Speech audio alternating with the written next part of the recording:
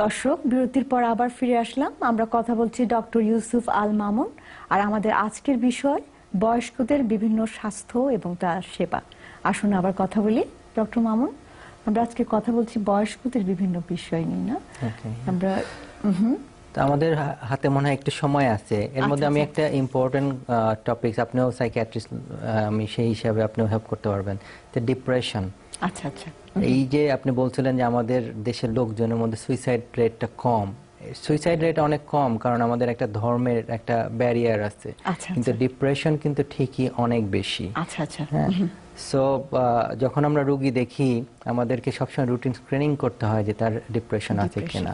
Doctor Mamun, তাহলে কি আমি একটু বলবো? হ্যাঁ, একটু বলুন। হ্যাঁ, রাইট। ঠিক আছে দর্শক, আসলে আজকে আমরা কথা বলছি বয়স্কদের বিভিন্ন স্বাস্থ্য এবং সেবা নিয়ে। এবং তার আগে বলে রাখি, আমরা যারা আমেরিকায় আছি, আমরা হচ্ছে ইমিগ্রেন্ট সোসাইটি।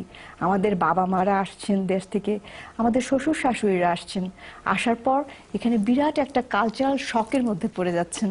কারণ ছেলের বউ ব্যস্ত, মেয়ে জামাই ব্যস্ত, নাতি নাতনিদের মাঝে ল্যাঙ্গুয়েজ ব্যারিয়ার, মানে নাতি নাতনিরা হয়তো ইংলিশে কথা বলতে পছন্দ করেন, তখন দাদা দাদি নানা নানি ইংলিশে কথা বলতে পারছেন না, সবাই ব্যস্ত।